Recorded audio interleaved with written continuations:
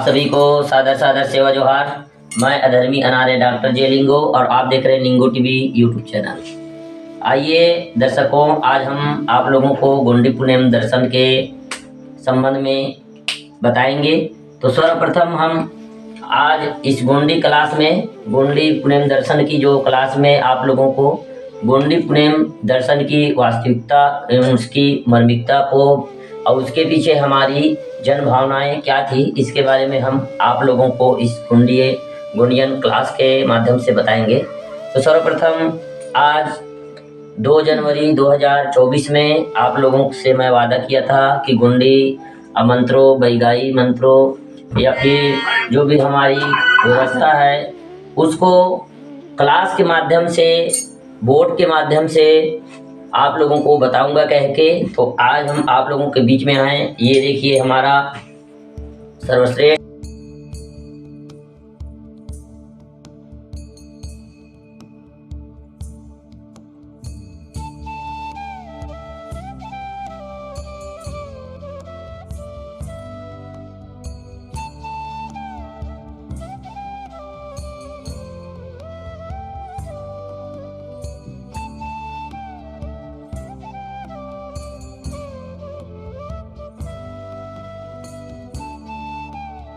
आप लोगों को कहीं और अन्य बुकों में नहीं मिलेगी। तो आज हम इसी जो हमारे इतिहास में लिखा हुआ व्यवस्था के बारे में हम जानेंगे।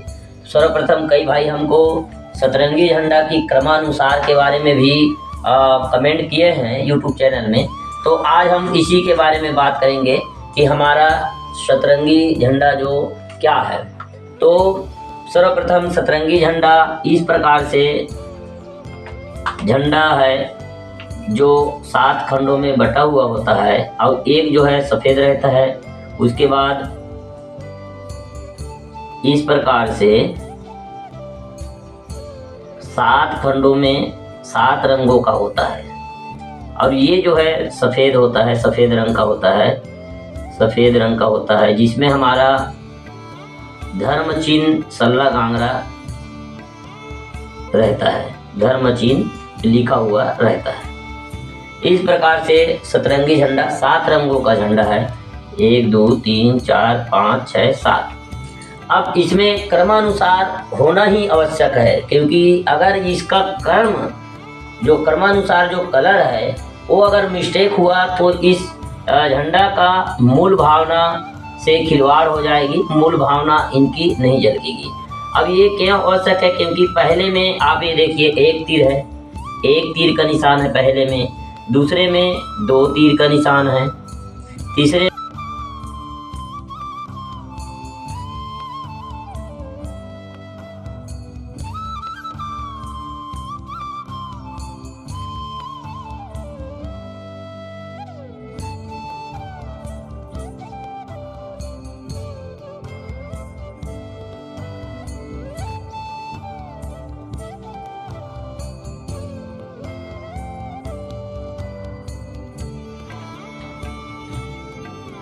सातवां जो है इस प्रकार से, छठवां में 6 तीर का निशान, सातवां में 7 तीर का निशान।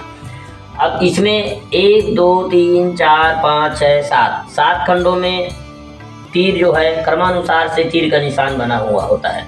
तो ये आप अधिकतर लोग ये सोचते हैं कि सतरंगी झंडा यानी 7 रंग का झंडा, कोई भी कलर कहाँ भी लगा दो। ऐसा नहीं होता, ऐसा नहीं होता, क्योंकि एक पशु, एक पक्षी, एक वनस्पति, उसी प्रकार से एक रंग और एक तत्व भी हमारे 750 गोत्रों में 12 सगा हैं, उनको एक एक गोत्र मिला है। तो एक देवाला का एक तीर, अब एक तीर में एक तीर का निशान कौन से रंग में बना है? आकाशी रंग में बना है, आकाशी रंग में बना है।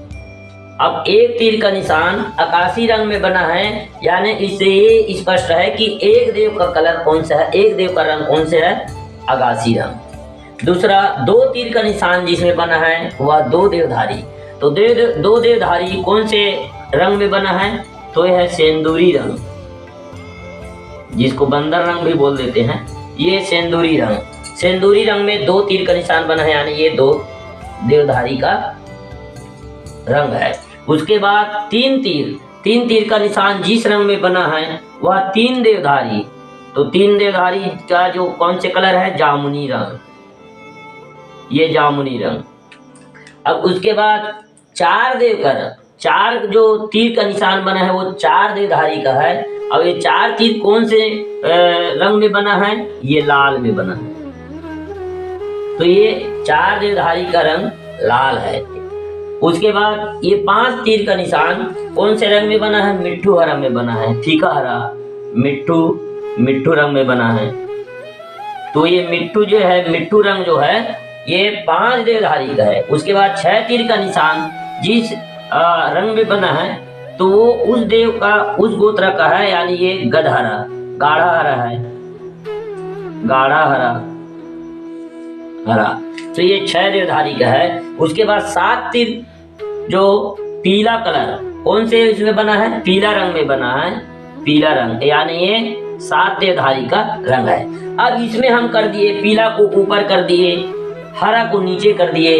तो इसमें कैसे गिनती शुरू कहाँ से होगी भाई, गिनती 1 से 2, 2 से 3, 3 से 4, 4 से 5। अब आप 1 से डायरेक्ट 7 नहीं गिन सकते। उसी प्रकार से इस जब भी सतरंगी झंडा को आप कपड़ा में बनवाते हैं तो इस क्रमानुसार होना चाहिए, और क्रमानुसार होगा तब वह हमारी गोंडी धर्म ध्वजा कहलाएगा, और क्रमानुसार नहीं होगा तो वह एक विकृति कहलाएगी। वह एक हमारी सामाजिक दर्शन यानी गोंडी पुनेम की दर्शन की मूल भावना को इंगित नहीं करेगी। इसलिए ये कलर सिस्टमेटिक रूप से जमा हुआ होनी चाहिए। अब उसके बाद फिर सतरंगी झंडा हालांकि बोलते हैं इसको, किंतु इसमें 8 रंग होता है झंडा में। 7 रंग इधर हो गया और इसके बगल में होता है सफेद रंग। तो सफेद रंग में हमारा मोनो बना रहता है, मोनो बोलते हैं, तो उसका सिंबल होता है हमारा धर्म चिन्ह बना होता है। तो यह जो सफेद रंग जो है हमारे भूमिकाओं का है ये जो सफेद रंग है हमारे भूमिकाओं का है। इसलिए यह सतरंगी झंडा जो कुल मिला के 8 रंग का होता है, लेकिन इसको 7 रंगी ही कहा जाता है। अब हम मानते हैं इसमें यह तो हमारा एक सामाजिक दर्शन हो गया, यह हमारी एक सामाजिक दर्शन हो गया। अब सामाजिक दर्शन के अलावा इसमें हम इसको अगर वैज्ञानिक दृष्टिकोण से देखते हैं, प्रकाश की परावर्तन या अपवर्तन के नियम के अनुसार से हम देखते हैं, तो सूर्य की प्रकाश, यहाँ मान लीजिए सूर्य है, यहाँ सूर्य है, सूर्य की प्रकाश सफेद परत में पड़ता है, और सफेद परत में पड़ने के बाद यहाँ से रिटर्न होके वापस जाता है, तो वह जो 7 रंगों में परिवर्तित होता है। और इसलिए हमारी गोंडी धर्म का सतरंगी झंडा के बगल में सफेद रंग रखना अनिवार्य है। बिना सफेद रंग के भी आप सतरंगी झंडा नहीं बना सकते। इसलिए ये ऐसा आता है, और सफेद रंग में टकराने के बाद वो फिर से वहां से वापस होता है, तो वह रंग जो है 7 रंग में विभक्त होता है। ये हमारी प्रकाश की परिवर्तन और अपवर्तन के नियम के अनुसार हो गया। दूसरा, कोई भी बीज मान लीजिए ये बीज है, मान लीजिए ये बीज है, तो बीज का पहला रंग क्या होता है? जब बीज अंकुरित होता है या फिर परिपक्व होता है, लास्ट में बीज अंकुरित होता है, परिपक्व होता है, तो बीज का जो मूल रंग जो है सर्वप्रथम पीला रहता है, और बीज का अंतिम रंग भी पीला होता है। तो इसलिए हमारे गोंडी व्यवस्था में पीला गमछा और समाज में पीला रंग को पवित्र माना गया है, पीला रंग को अच्छा माना गया। इसलिए हमारे गोंडवाना गोंडी पुनेम दर्शन के अनुसार सब पीला फेटा, पीला धोती, इसका उपयोग हमारे गोंड समुदाय के लोग, गोंडियन पुनेमी लोग करते हैं। अब हम मानते हैं, अब हम जाते हैं इसी सतरंगी झंडा के कलर के बारे में।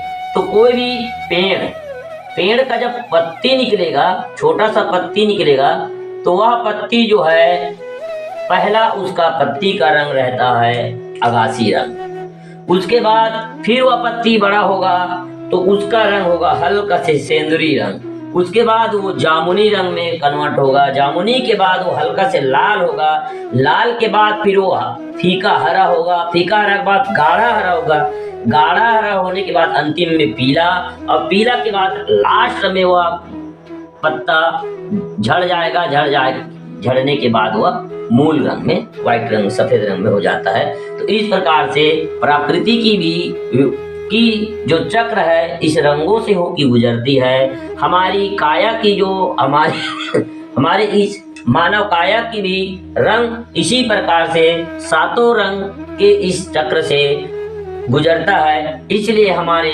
गोंडी पुनेमियों का सतरंगी झंडा होता है, इसलिए हम इस सतरंगी झंडा को मानते हैं। अब हम जानते हैं कि यह सतरंगी झंडा में 12 सगाओं की व्यवस्था किस प्रकार से है। हमारे आदि गुरु पांदीपारी गोपाल जी हुए, जिन्होंने हमारी सामाजिक व्यवस्था को बनाई। तो उन्होंने क्या सोच के हमारी सामाजिक व्यवस्था बनाई? तो सर्वप्रथम उन्होंने गोंडी, गोंड और गोंडवाना, तो इसके भ्रमण किया। पहले वो चिलकोंडा पर्वत में चिलकोड़ा के सवारी करके, यानी गिद्ध के सवार में उन्होंने पूरा सुरमुंदी गोंडवाना भुइयां का भ्रमण किया। गोंडवाना भुइयां का भ्रमण करने के बाद उन्होंने पूरे हमारे गोंड व्यवस्था के बारे में, गुणियन व्यवस्था के बारे में उन्होंने देखा, परखा, और हमारी सामाजिक दर्शन बनाने के लिए उन्होंने जिस मड़ा यानी जिस पेड़ के नीचे सेमल पेड़ यानी सेमरा पेड़ के नीचे में उन्होंने ध्यान लगा के क्या किया? उन्होंने ध्यान लगा के इस हमारी प्रकृति की रहस्य को जानने के लिए, जीवन चक्र की रहस्य को जानने के लिए, जीव जगत की रहस्य को जानने के लिए शोध किया। तो उन्होंने सर्वप्रथम जिस पेड़ के नीचे बैठा था उस पेड़ के बारे में शोध किया। तो उस पेड़ में आप देखेंगे, सेमरा के पेड़ में आप जाएंगे तो उसमें देखेंगे, उसमें जो उनकी कलियां होते हैं, पत्तियां होते हैं, वो 12 प्रकार के पत्ती होती हैं उसमें।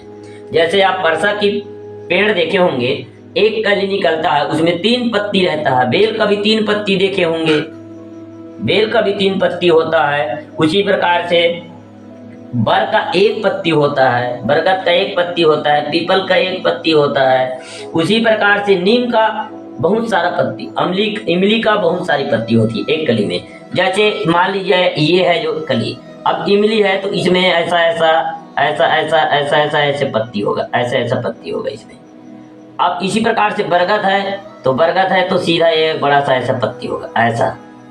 अब उसके बाद बेल है तो बेल में ऐसे और ऐसे 3 पत्ती होता है कि नहीं? तो ऐसी प्रकार से पत्तियों का जो बनना, तो इस प्रकार से जब उन्होंने देखा कि हर पेड़ पौधों में पत्तियां जो एक प्रकार के बनते हैं, कई में अलग बनते हैं, लेकिन सेमरमड़ा की जो सेमरा पेड़ की जो जिसको हम सवारी मड़ा बोलते हैं, तो सेमरा पेड़ की ऐसा गुण है जिसमें 1 से लेकर के पूरा 12 तक की पत्तियां होती हैं।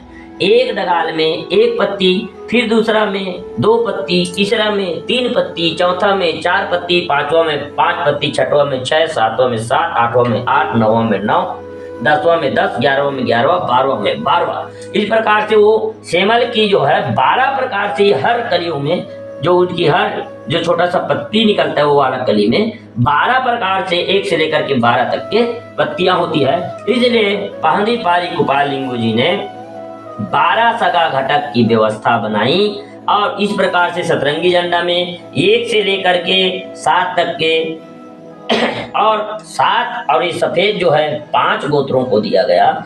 तो कुल मिला के कितना हो गया? 7 और 5 12। तो 12 सगा घटकों को कर्मानुसार उनकी स्थान देना, कर्मानुसार इस सतरंगी झंडा में सम्मान देना, यही है इस सतरंगी झंडा की मूल भावना, मूल विश्वास और मूल दर्शन।